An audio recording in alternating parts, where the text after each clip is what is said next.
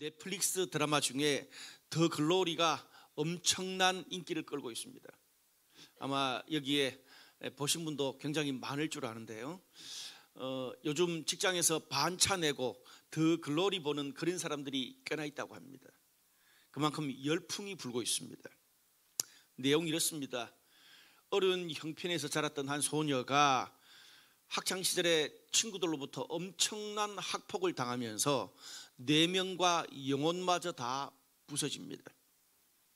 그렇게 살다가 많은 시간이 흐른 후에 치밀하게 복수를 준비해서 가해자들을 응징한다는 이야기가 더 글로리의 내용입니다.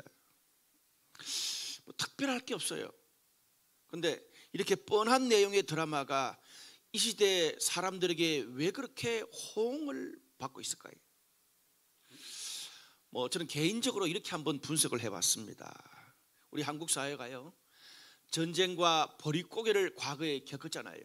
그러면서 경제 성장, 민주화를 통해서 전 세계에 유례가 없을 정도로 빠르게 선진국 대열에 접어들었습니다.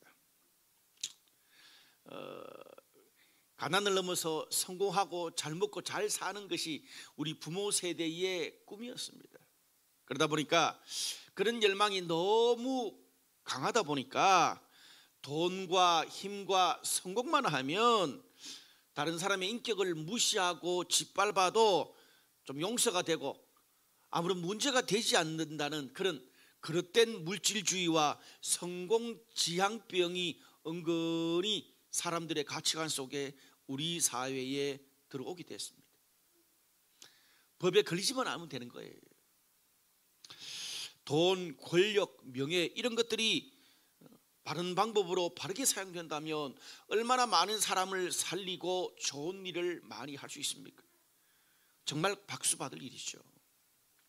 그런데 상대적으로 이 유리한 지위와 힘을 이용해서 다른 사람에게 무례하게 행동하거나 지배하려 들고 피해를 준다면 그것이 바로 갑질이 되는 것입니다. 갑질. 최근 학폭 논란 때문에 한국 사회가 굉장히 이슈가 되고 있는데 학폭도 갑질의 일종이죠. 이렇게 갑질만큼 또 학폭만큼 한 사람의 인격을 짓밟고 공동체를 병들게 하는 것도 없습니다. 그래서 사람들이 많은 세월이 지나서도 그것을 따지는 거예요.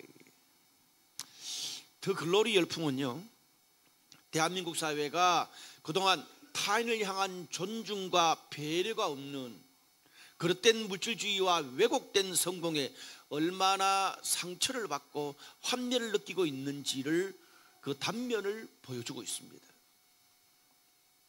특별히 오늘 본문의 말씀은 교만과 섬김 사이에서 우리 성도들이 가져야 될 신앙의 정체성, 신앙의 모습이 어떠해야 되는지를 잘 가르쳐주고 있습니다. 오늘 6절 말씀을 보면 우리가 지난번 제 설교에서 고린도 교회의 분열, 분쟁에 대해서 말씀을 드렸는데 오늘 6절 말씀에 바울이 고린도 교회에서 이 분쟁이 일어나게 된 근본적인 이유에 대해서 고린도 성도들이 교만한 마음을 가졌기 때문이다, 그렇게 이야기를 합니다. 근본적으로 고린도 성도들이 내가 다른 사람들보다 훨씬 더 잘났기 때문에 다른 사람을 존중하지 않고 오히려 무시하고 배척하게 됐다는 거죠. 어떤 면에서 이 오늘 본문의 말씀 쭉 뒤는 고린도 교회 성도들의 교만한 모습들이 어떻게 드러나고 있는지를 자세하게 기록하고 있습니다. 오늘 본문의 처음부터 끝까지 계속 두 가지가 계속 비교가 되고 있는데 이 고린도 성도들의 교만한 모습, 교만한 신앙생활과 바울의 연약하지만 섬기는 모습을 본문은 계속 비교하고 있습니다. 교만과 섬김을 비교하는 거죠. 먼저 고린도 성도들의 모습을 한번 살펴봅시다. 오늘 본문 7절 8절 말씀 보면 이런 말씀이 있습니다. 요약하면 누가 너를 남달리 구별하였느냐, 내게 있는 것 중에 받지 아니한 것이 무엇이냐, 네가 받았은즉 어찌하여 받지 아니하는 것 같이 자랑하느냐. 너희가 이미 배부르며 이미 풍성하며 우리 없이도 왕이 되었도다. 우리가 너희와 함께 왕노릇하기 위하여 참으로 너희가 왕이 되기를 원하노라. 이런 말씀이 있어요. 오늘 고린도 교회의 모습을 이야기하면서 성경이 배부르며 풍성하며 완료형 시제를 쓰고 있습니다. 완료형 시제는 당시 헬라어 어법에서 과거부터 현재 지금까지 계속 ing 상태, 그걸 완료형이라 그래요. 거기다가 그 단어 배부르며 풍성함이 앞에 이미도 그렇게 살아왔다, 그렇게 말해요. 이렇게 되는 거죠. 과거부터 지금까지 고린도 성도들은 계속 배불렀고 계속 풍성하고 부유하게 살았다는 거예요. 어떤 면에서 바울 자신과 이 고린도 성도들을 비교해 보면 받지 않은 것이 없을 정도로 너무나 이 고린도 성도들이 풍족한데, 여전히 자기 삶은 부족하고 받지 않은 것처럼 계속 하나님께 달라 나는 부족하다 그러는 거예요. 사람의 욕심이 끝이 없는 거죠. 바울이 그 이야기를 하고 있는 거예요. 여러분, 사람이요, 과거에 정말 힘들고 어려울 때 하나님이 도와주시지 않으면 내 삶이 존립할 수 없을 때는 기도를 어떻게 합니까? 하나님, 나한테 직장만 주시면, 결혼할 배우자만 주시면, 살 집만 해결해 주시면 주님을 위해서 이렇게 살고 이렇게 헌금하겠습니다, 이런 일을 하겠습니다, 그렇게 기도합니다. 저도 그렇게 기도했어요, 젊을 때. 근데 이런 것들이 인생을 살면서 채워지고 나면 우리의 기도가 조금씩 바뀌는 것 같더라고요. 제 자신을 봐도 그래요. 하나님, 이제 내가 40대 50대가 되어 가는데 그래도 연봉 1억 원 되고 또 집 때문에 또 회사 때문에 받은 그런 대출금은 다 갚고 자녀가 스카이는 가고 외제차는 아니더라도 제네시스 정도는 타고 나면 그때 주님을 위해서 섬기겠습니다. 슬쩍 기도가 바뀌더라고요. 하나님을 위한 우리의 헌신과 섬김은 전혀 업그레이드 안 되는데 우리의 필요는 계속 업그레이드 되는 것 같아요. 오늘 바울이 고린도 성도들 부족하다라는 걸 보면서 그 이야기를 하고 있는 겁니다. 그런데 당시 고린도 교회 성도들만큼 풍족한 주변의 초대교회가 없었어요. 제일 부유한 교회가 고린도 교회였어요. 이 고린도는요, 로마 제국에서 가장 잘 나가는 10대 도시 중에 하나고요, 그 도시 중심에 부족할 것이 전혀 없이 고린도 성도들이 누리면서 살았습니다. 지식도 많고 돈도 많고 하나님 은혜도 풍성하고, 그리고 당시 최고의 바울과 아볼로 같은 사역자들이 생겼습니다. 당시 대부분의 교회는 목회자도 없었어요. 여러분, 이 정도 되다 보니까 고린도 교회 성도들이 어지간한 사람이나 목회자가 눈에 차겠습니까? 안 찰 것 같아요. 아마 요즘으로 말하면 나 도곡동 이 타워팰리스에 살아, 나 우리나라의 5대 기업 대기업의 이사 커리어야, 너희가 바울과 아볼로의 설교를 듣고 훈련을 받아봤어? 밥도 한 번 같이 못 먹었을 텐데 그게 뭔 사역자야. 경기도 끄트머리 거기에 전세 살면서 직원 10명도 안 되는 회사 다니고 조그마한 개척교회 다니는 네가 신앙을 알면 얼마나 알고 인생을 알면 얼마나 알아. 다른 사람을 은근히 무시하는 마음이 들게 됐다는 거예요. 고린도 교회 성도들이. 그걸 바울이 뭐라 그래요? 교만한 마음이다 라고 이야기한 거예요. 보면 교만할 만도 해요. 그래서 그런 고린도 성도들을 보면서 바울이 뭐라 그래요? 너희가 모든 면에서 왕이 된 것처럼, 왕노릇하고 왕이 된 것처럼 행동하고 말한다, 그렇게 표현합니다. 거기에 너희가 우리 없이도 왕이 되었다. 그 말이에요. 무슨 말이에요? 여러분, 이 고린도 교회를 처음 개척하고 또 훈련시켰던 사람이 누구예요? 사도 바울이에요. 사도 바울이 그냥 이름 없는 그런 목회자가 아니에요. 기독교 역사상 가장 탁월하고 뛰어난 최초의 선교사고 성경 신약 성경의 반을 쓴 최고의 목회자예요. 근데 고린도 성도들이 그런 바울까지도 무시했습니다. 대단하죠? 근데 이 정도까지 왔으면 세상에 이 고린도 성도들, 교만한 고린도 성도들을 지도하고 이끌 수 있는 영적 리더는 없다고 봐야 됩니다. 예수님이 와야 돼요. 오죽했으면 오늘 사도 바울이 누가 너희를 특별한 존재로 구별했냐까지 말하고 있었을 거예요. 참 인간의 교만한 마음이라는 게 이게 참 끝도 없습니다. 한번 교만이 들어오면 끝도 없어요. 그러면서 오늘 바울이 좀 비꼬는 말을 합니다. 너희가 진짜 그렇게 왕이라고 생각한다면, 왕처럼 산다면, 왕노릇 한다면 진짜 왕이라도 되었으면 좋겠다. 비꼬는 말이 무슨 말입니까? 좀 이게 오늘 일상의 용어로 리얼하게 말하면, 그래 너희가 세상에서 몇 가지 좀 잘하고 뭐 다른 사람보다 조금 더 가졌다고 다른 사람들 앞에서 왕처럼 굴고 있는데 네 잘난 맛으로 사는 꼰대 같은 그런 사람으로 계속 살아봐. 그게 괴물이야. 그래, 그런 괴물 왕으로 살아봐 계속. 이 말이죠. 틀린 말이 아니잖아요. 비꼬는 말이니까. 여러분, 우리가 다른 사람을 보면서 꼰대니 괴물이니 그런 말을 자주 합니다. 근데 오늘 이 시간 아마 고린도 성도들도 그 똑똑한 눈으로 그런 판단을 했을 거예요. 근데 오늘 이 시간 이 본문의 말씀을 보면서 우리가 성경을 보통 볼 때 나는 바울한테 적용하고 다른 사람은 남편은 아내는 자녀는 누구요? 고린도 성도들로 적용한다고요. 봐 여보, 응? 왕노릇 좀 하지 마라 그러잖아. 그 말이 왕노릇이에요. 안 그래요? 네. 우리는 구약 성경을 보잖아요.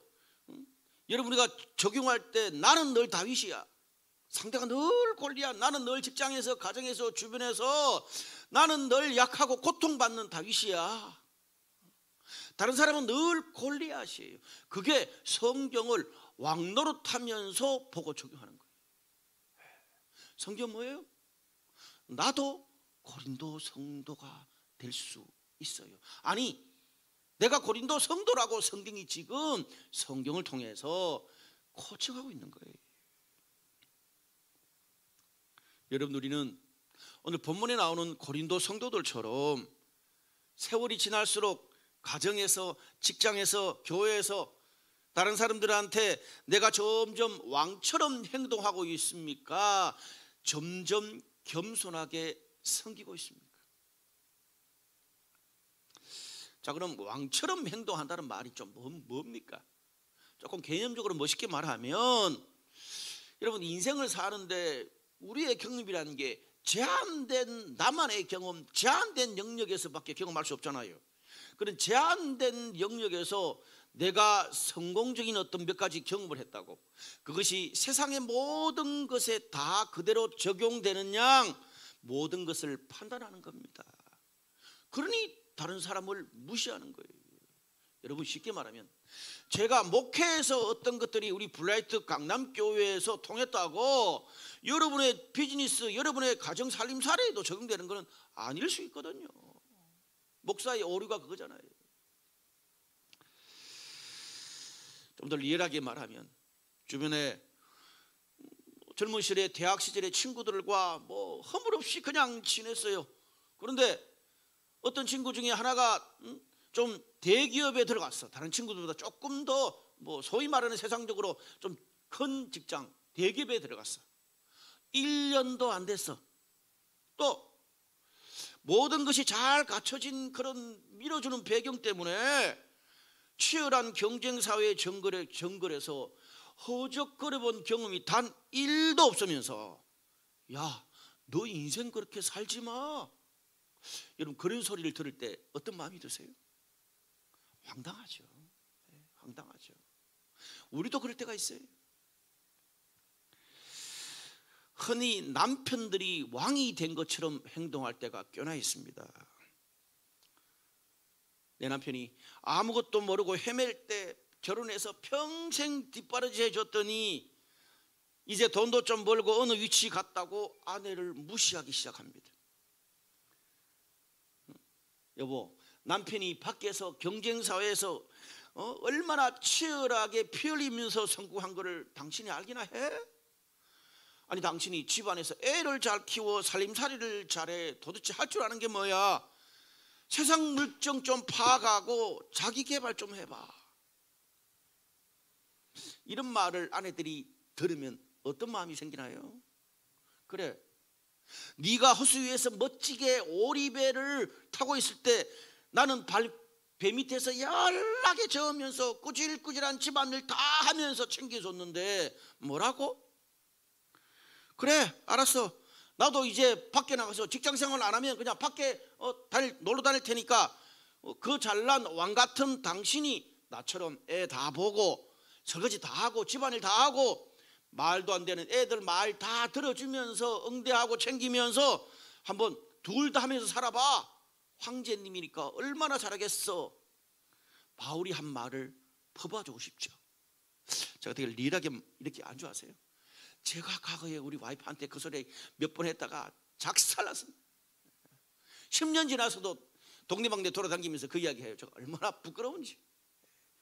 남편이 그럴 때가 있어요. 사람이요, 조금만 뭐 내가 잘 되면 내가 잘나서 그렇게 된 줄 알아요. 뭐예요? 교만한 마음이 들어와서 그래요. 여러분, 이 세상에서 나 한 사람만 잘해서 되는 게 아닙니다. 세상이. 여러분, 우리가 인생의 몇 가지 영역에서, 인생이 수만 가지 중에 그냥 10가지도 안 되는 몇 가지 영역에서 좀 잘한다고 나머지 뭐 수만 가지도 다 잘한다고 착각하면 안 돼요. 그게 교만이에요. 여러분, 제가 교회에서 목사지 우리 집에 가서 가족들한테 내 옛날에 뭐 고등학교 때 뭐 대학교 때 친구들한테까지 가서 목사 노릇 하려고 그러면 그게 왕 노릇인 거예요. 집에서는 어떻게 해요? 남편으로, 아버지로, 친구들 만나면 뭐예요? 야, 장건아, 야, 인기야, 그래 임마, 이렇게 가야 된다고요. 오, 인기 형제 한번 생각해봐. 그 다음부터는 안 만납니다. 그런 목사. 이게 잘 안 돼요.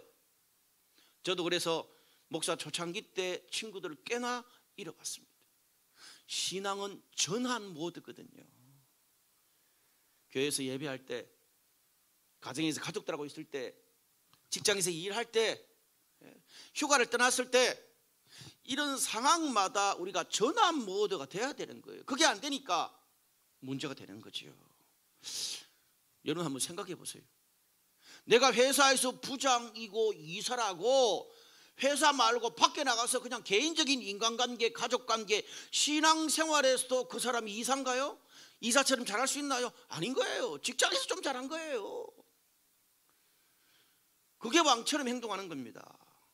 좀 쉽게 말하면 내가 저 사람보다는 회사에서 조금 더 능력이 있어서 이사가 되고 돈을 좀 더 벌 수 있을지는 몰라도 우리 인생의 수많은 다른 영역도 잘한다는 건 아니에요. 섬기고 배려하고 경청하고 감정을 공유하고 기본적인 대화에서는 이사가 아니라 신입사원보다 못할 수가 있어요. 아니, 그럴 때가 더 많아요. 이게 인간의 삶이라고요. 간혹 우리 주변에 고린도 교회 성도들처럼 자기만 특별한 존재라고 착각을 합니다. 학교라고 다 같은 학교가 아니지. 교회라고 다 똑같은 교회야. 개척교회와 미자립교회 섬에 있는 교회와 초대형 교회가 같냐? 여러분, 교회의 레벨이 어디 있습니까? 이 세상의 모든 교회가 그리스도의 피로 세운 교회지 교회 레벨이 어디 있어요? 내가 그 크고 좋은 교회 다닌다고 저절로 신앙도 크고 좋은 사람이 됩니까? 의외로 신앙생활을 하는 사람들 중에 이런 썩어 빠진 생각을 하는 사람들이 꽤나 있습니다. 고린도 교회 성도들이죠. 제가 좀 과격하게 말했습니다. 썩어 빠진 생각. 맞아요. 썩어 빠진 생각이. 우리 주변에 보면 공부만 잘하는 바보, 돈만 잘 버는 바보, 다른 사람 가르치기만 잘하는, 자기는 아무것도 못하는 그런 바보들이 얼마나 많은데요. 다시, 공부만 잘하는 바보, 돈만 잘 버는 바보, 다른 사람은 가르치긴 잘하는데 자기는 아무것도 못하는 바보 많습니다. 의외로 더 많습니다. 하나만 잘하지 다른 거 다 잘하는 거 아니거든요.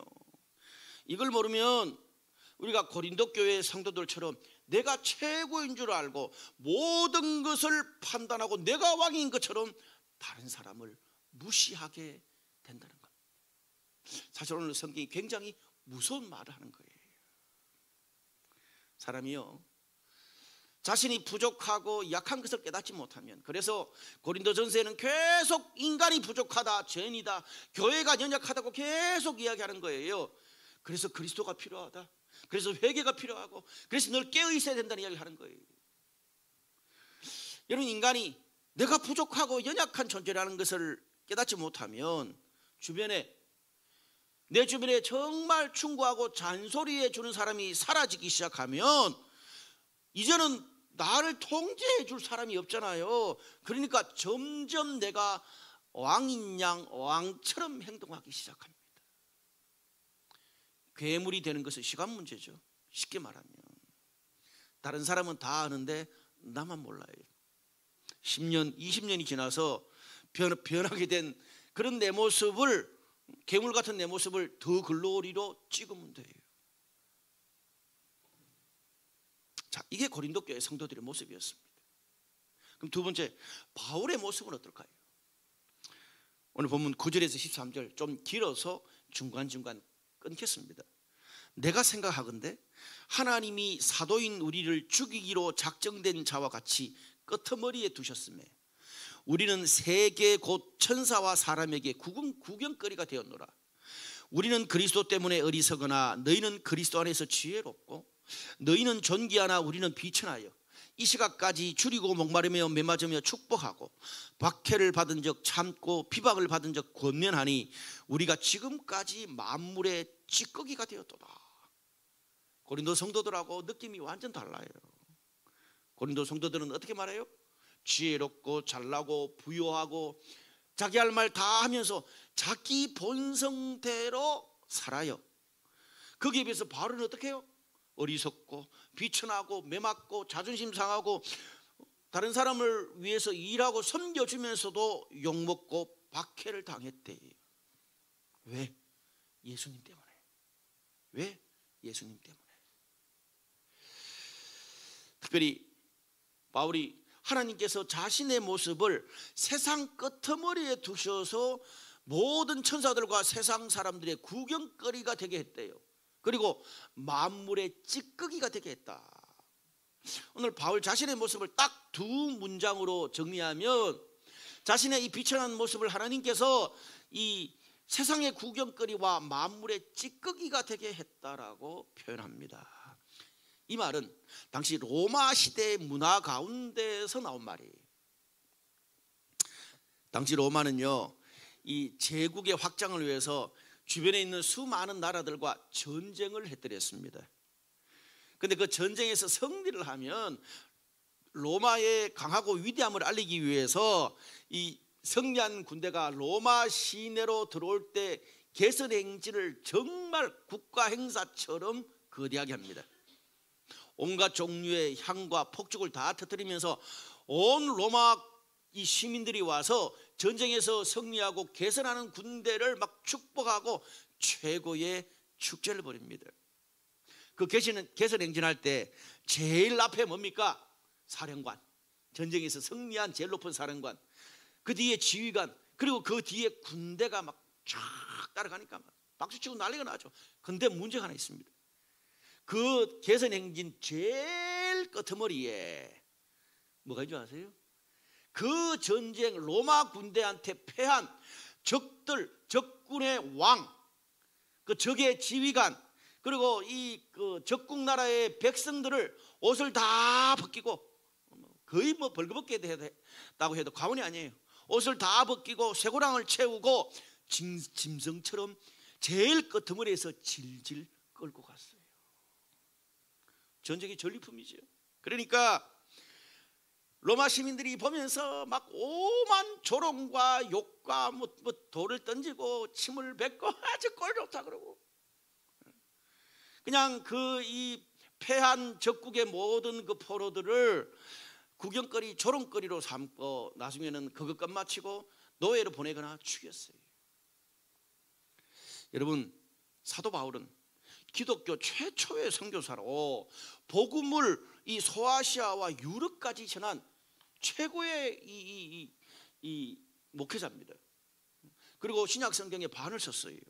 이 정도면 그 공로로 평생 교회를 돌면서 존경받고 수많은 사람들한테 높임을 받아야 되는 게 마땅하지 않습니까? 그런데 바울이 뭐래요?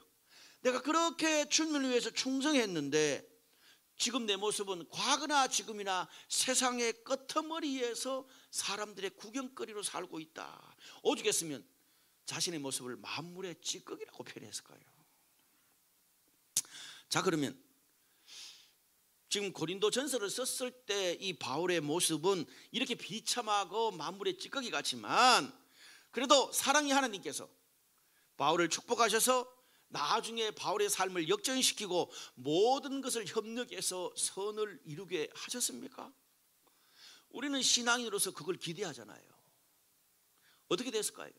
자, 그럼 고린도 후서, 고린도 전서 쓰고 난 다음에 몇 년 뒤에 고린도 후서를 썼거든요. 자, 고린도 후서에서 바울은 자신의 현재 상황이 어떤지를 한번 들어봅시다. 고린도 후서 11장 23절에서 33절. 내가 수고를 넘치도록 하고 옥에 갇히기도 더 많이 하고 여러 번 죽을 뻔하였으니 40에서 하나 감한매를 5번 맞았으며 3번 태장으로 맞고 1번 돌로 맞고 3번 파선하고 일주일을 깊은 바다에 지냈으며 강도의 위험, 광야의 위험, 바다의 위험, 거짓 형제 중의 위험을 당하고 여러 번 굶고 춥고 헐벗은노라. 뺀 것도 많아요. 근데 아직도 날마다 내 속에 눌리는 일이 있으니 곧 모든 교회를 위하여 염려하는 것이라. 누가 약하면 내가 약하지 아니하며 누가 실족하게 되면 내가 애타지 아니하더냐. 내가 부득불 자랑할진대 내가 약한 것을 자랑하리라. 제일 오늘 마지막에 뭐라고 얘기한 줄 아세요? 오늘 본문에 나는 광주리를 타고 들창문으로 성벽을 내려가 그 손에서 벗어났노라. 무슨 말을 하고 있는 겁니까? 바울이 고린도 전서 쓸 때 억울하고 그 비참했던 모든 처지를 하나님께서 다 극복하고 역전시켜서 고린도 성도들처럼 간증하고 자랑하고 왕노릇하는 위치까지 올려놓으셨다는 말입니까? 아니에요. 어떤 반전, 어떤 기적도 바울이 살았던 시절에는 없었습니다. 다만 바울이 죽고 난 이후에 바울의 삶은 그러다가 죽었어요. 그냥 처절하게. 바울이 죽고 난 이후에 그 다음 세대, 그 다음 교회, 수많은 하나님의 교회들에게 하나님의 영광을 돌리는 일을 하게 하신 거예요. 바울이 뭐라 그래요? 방금 읽었던 고린도 후서 마지막 부분에서 비참하게 사는 것과 만물의 찌꺼기가 그랬잖아요, 고린도 전서에는. 근데 거기서 더 내려가서 마지막에 나 어젯밤에 광주리 타고 도망했어, 이 말 하는 거예요. 나 광주리 타고 도망했어. 저는 이 구절에 와서 가슴이 먹먹했습니다. 묵상하다가 이 이야기를 왜 할까, 성도들한테. 여러분, 목회자들이 목회하면서 선교하면서 고생한 이야기를 어느 정도껏 해야지 너무 과하게 극으로 가면 성도들이 은혜를 받을까요? 낙심할까요? 이렇게 리얼하고 정말 그 바닥으로 내려간 그 자랑이라고 인간적으로 얼마나 초라하고 창피한 일이에요. 사랑의 하나님이 평생 복음을 전한 바울한테 하나님이 어떻게 이렇게 대하실 수 있을까? 이렇게. 여러분, 바울의 이 고백을 들으면서 여러분이 성도라면 계속 섬길 마음이 나세요? 저라면 오히려 실족할 것 같아요. 바울처럼 저렇게 하나님을 섬긴 사람도 나중에 마지막에 광주리 타고 나 어젯밤에 도망했다? 나도 그래야 되는 거 아니야? 그런 생각 들 거잖아요. 근데 바울이 그걸 분명히 알았을 텐데 자신의 약하고 비참한 상황 이야기를 왜 이렇게 고린도 성도들 앞에서 하고 있는 걸까요? 이유가 있습니다. 나의 현재 상황을 보면 점점 더 비참한 상황으로 조금 더 나아지지 않고 계속 추락만 되고 있지만, 나의 이런 삶을 통해서 연약하고 방황하는 성도들이 주님을 만나서 회복되고 하나님의 교회가 세워질 수 있다면, 하나님의 뜻이 이루어질 수 있다면 나는 더 약하고 비천하고 굽신거려도 상관없다, 그 이야기를 하고 있는 거예요. 여러분, 이걸 좀 쉽게 이해하려면 부모와 자식의 차이입니다. 이 말씀 드리면 금방 이 바울의 마음을 알 거예요. 고린도 교인들과 바울의 어떤 이 마음이 달라요. 흔히 우리가 드라마를 보면 자녀들이 학교에서 그냥 막 열받고 이래가지고 막 싸우다가 상대 애를 그냥 구타해서 어떻게 해요? 두들겨 패서 경찰서 유치장에 들어갈 수 있잖아요. 거기서도 씩씩거려요. 왜? 내가 잘못한 게 아니라 저놈이 나를 먼저 부추겼다고 계속 이야기해요. 네? 경찰한테. 그러면 안 되는데, 맞아요, 걔는 정의의 입장이야. 내가 잘못한 게 아니고 제가 먼저 때렸는데. 근데 부모님이 경찰서 딱 왔어. 어떻게 돼요? 우리 애한테 가서 물어보니까 엄마, 아빠, 그게 아니고 저놈 자식이 먼저 이렇게 쫙 했어. 알았어. 그러면 자식 이야기 듣고 난 다음에 나와가지고 경찰서에서 어떻게 해요? 상대 부모, 상대 애한테 그냥 사과하고 빌고 고개 숙이고 막 굽신거리고 바지가랑이 붙잡고 어떤 모욕을 당해도 끝까지 참아내요, 안 내요? 참아내죠. 그걸 보다가 오히려 때린 자기 자녀가 아빠, 엄마 됐어! 저 새끼가 먼저 그랬어! 그만해! 나 그냥 좀 살고 나오면 될 거 아니야! 그렇게 말한다고요. 그래도 부모는 끝까지 모욕을 참아냅니다. 왜? 상대 부모보다 내가 능력이 없어서? 못나서? 나도 시시비비를 가릴 수 있는 능력, 분별력이 없어서 그래요? 아니에요. 어떻게 하든지 내가 모욕을 당하고 자존심이 상하고 굽신거려도 상대 부모 자녀를 설득해서 감옥같이 내 자식을 빼내야 되니까 모든 것을 참고 스스로 구경거리 만물의 찌꺼기가 될 수 있어요, 없어요? 있어요. 그게 부모예요. 여러분, 식당에 가서 보면 뭐 이렇게 여러 가지 좀 불편하고 막 갑질하는 그런 사람 있잖아요. 갑질하는 사람 옆에서 쭉 지켜보면서 거기에 있는 사람이 알바인지 주인인지 아는 방법은 뭐예요? 알바는 참다 열받 받으면 던져놓고 가버려요. 근데 주인은 어떻습니까? 가까이 가서 미안하다 그러는 거예요. 왜? 손님이니까. 그 차이예요. 오늘 바울의 마음이 바로 그거거든요. 바울이 고린도 교회 성도들보다 능력이 없습니까? 아닙니다. 빌립보서 3장 보면 바울이 자기 자신을 자랑하는데 종교적으로 지적으로 완벽한 레벨이에요. 당시 최고의 이 학파인 가말리엘 학파, 우리로 말하면 스카이. 근데 이렇게 유치한 고린도 성도들과 바울이 같이 놀 레벨이 아니에요. 근데 왜 이렇게 굽신거리고 왜 이렇게 자기 약점을 다 까발리고 이래요? 여러분, 우리가 누군가를 사랑하고 변화시키고 그들에게 주님을 소개하려면 바울처럼 부모처럼 간스럽게 다 뺄 수밖에 없지 않아요? 여러분들이 이제 그 신앙생활 하다 보면 우리 부부들 가운데 짝 믿는 가정이 있습니다. 뭐 남편은 믿는데 아내가 안 믿는다든지, 아내는 믿는데 남편은 안 믿는다든지, 부모는 믿는데 자녀는 안 믿는다든지. 그러면 어떻게 신앙생활 하는 사람 입장에서 어떻습니까? 모든 것들을 맞춰주려고 노력하지 않습니까? 왜? 그들에게 주님을 소개하기 위해서. 바울처럼 기꺼이 자존심도 참고 굽신거리고 만물의 찌꺼기, 세상의 구경거리가 돼요. 그래야 그들의 마음을 주님께로 돌이킬 수 있다면. 바울이 세상의 구경거리 만물의 찌꺼기가 된 이유가 이것 때문입니다. 잘나고 교만한 고린도 교회 성도들은 뭘 이해 못해요? 그 십자가의 복음을 이해하지 못한 거예요. 말씀의 결론을 맺을게요. 우리가 그 다음 책인 고린도후서 4장에 가보면 바울이 여러분이 잘 아는 것처럼 인간의 인생을 질그릇에 비유해요. 그러면서 그 질그릇 안에 보배이신 예수가 감춰져 있다 그래요. 다시 고린도후서 4장에 바울이 우리 인간의 인생이 질그릇인데 그 질그릇 안에 보배이신 예수 그리스도가 감춰져 있대요. 여러분, 질그릇 안에 보배가 감춰져 있으면 감춰진 예수님이 어떻게 세상에 드러날 수 있겠습니까? 질그릇 중에도 아주 비싼 질그릇도 있잖아요. 비싼 질그릇이 귀하다고 높은 자리, 귀한 자리만 딱 놔두면 어떻습니까? 그 안에 뭐가 있는지 사람들이 알 바가 없잖아요. 우리 주변 사람들이 알 수가 없잖아요. 어떻게 해야 돼요? 따라합시다. 질그릇이 깨져야 그 안에 있는 보배이신 그리스도가 드러나는 거예요.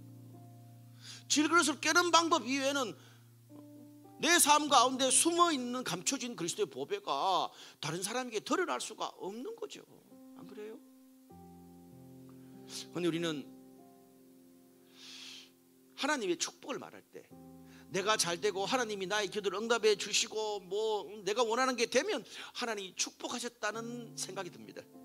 근데 반대로 내가 원하는 것이 안 되고 계속 막히면 하나님이 나를 축복하시지 않나 하는 그런 생각을 나도 모르게 하게 되고 신앙생활이 재미가 없어요. 그게 인간이에요. 그러다 보니까 사람은요, 하나님의 축복과 그리스도의 은혜를 빙자해서 내가 뭔가 세상에 내놓을 만한 폼 잡는 무엇을 해야, 세상에 폼 잡는 뭔가를 나를 통해서 드러내야 하나님의 축복, 하나님이 영광 받으실 거라고 착각에 빠집니다. 근데 우리가 이 땅에서 우리가 잘 먹고 잘 누리는 것을 하나님의 축복과 동일시한다면 십자가와 기독교가 아니라도 그런 거는 다른 종교에서도, 불교에서도 뭐 이런 다른 종교에서도 그런 이야기 하지 않나요? 착하게 살면 신이 잘 되고 축복한다는 거? 만약 그렇다면 기독교가 약속하는 능력과 축복의 핵심이 뭡니까? 십자가입니다. 기독교는 십자가의 종교입니다. 기독교의 핵심인 능력과 축복의 핵심인 십자가를 우리가 어떻게 설명할 거예요? 십자가가 최고의 성공입니까? 십자가에서 우리가 최고의 성공을 느낍니까? 아니요. 우리 삶에서 가장 처절하게 추락한 실패의 현장이 내 힘으로 도저히 내 한계로 뛰어넘을 수 없는 것이 십자가입니다.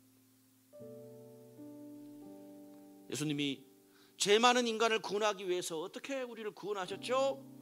하나님의 자리를 버리고 우리랑 똑같이 세상에서 가장 연약한 죄인의 모습으로 왔어요. 그걸 우리는 성육신이라 그래요. 연약한 죄인을 구하려다 보니까 연약한 죄인의 모습으로 올 수밖에 없는 거예요. 그 사람들과 뒹굴 수밖에, 그 사람의 눈높이로 올 수밖에 없는 거예요. 우린 그걸 성육신뿐 아니라 하나님의 사랑이라 그럽니다. 우리는 예수님의 십자가, 2000년 전에 유대인들은 어떤 십자가를 생각했어요? 예수님의 십자가에 딱 달려 계시다가 갑자기 죽기 직전에 갑자기 빡 일어나가지고 못을 딱 뽑고 내려와가지고 백부장 뺨때기 한번 딱 때리고 막 그냥 지진 일어나고 막 온갖 기적으로 이스라엘을 로마에서 완전 지배해서 구원하시는 그런 상상을 유대인들은 했습니다. 그런데 우리가 성경에서 보는 십자가는 뭡니까? 예수님은 십자가의 자리에서 하나님의 사명을 가지고 비참하게 그냥 죽었어요. 자신의 죽음을 통해서 세상을 구원하는 하나님의 사랑과 은혜를 드러내셨습니다. 사랑하는 여러분, 우리가 예수님처럼 질거리진 나의 삶이 깨지고 처절하게 부서지면서 내 안에 계신 예수님이 드러나고 사람들이, 우리 주변에 있는 사람들이 주님의 사랑을 경험하게 되는 거예요. 오늘 성경이 그 이야기를 사도 바울이 하고 싶은 거예요. 그렇게 내가 사랑하는 사람, 내 가족, 주변 사람들이 예수님을 만나서 회복되고 우리 가정이 세워지고 직장이 세워지고 신앙 공동체가 세워진다면 바울처럼 내가 약하고 굽신거리는 건 물론 더한 세상의 구경거리 만물의 찌꺼기도 될 수 있다. 어쩌면 내 당대에 나는 이렇게 비참하게 살다 죽을 수 있지만, 그러나 협력해서 선을 이루시는 하나님을 있기에 내 세대가 아니면 내 다음 세대에, 우리 가정이 아니면 우리 나와 함께하는 다른 사람의 가정에 하나님께서 하나님의 뜻을 이루어 내실 것이다. 오늘 바울이 그 믿음과 다짐을 이야기하는 거예요. 그것이 십자가의 복음, 십자가의 길입니다. 내가 왕노릇하고 살면 내가 높아지지만, 내가 깨지고 섬김의 삶을 살면 주님이 드러나고 주님이 전파되고 영혼을 얻게 될 것입니다.